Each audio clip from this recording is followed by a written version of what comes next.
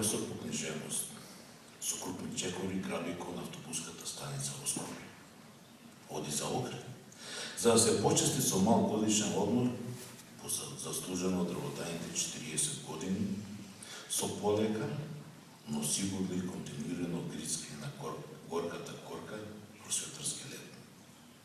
За случајните минуваше маж со околу 175 см, права става и килограми според висината. Слободно може да му се представат 50 до 52 години. Иако тој веќе ја испраќа 61-та.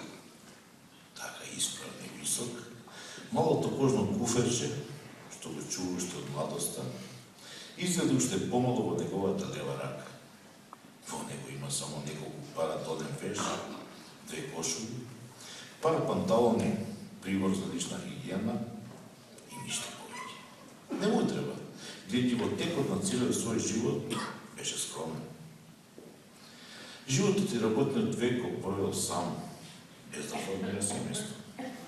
А за семејството прво треба силна и цврста љубов, нели?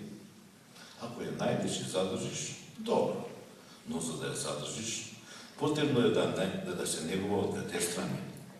Што му остануваш сам, ќе биде среќен и несреќен во периоди.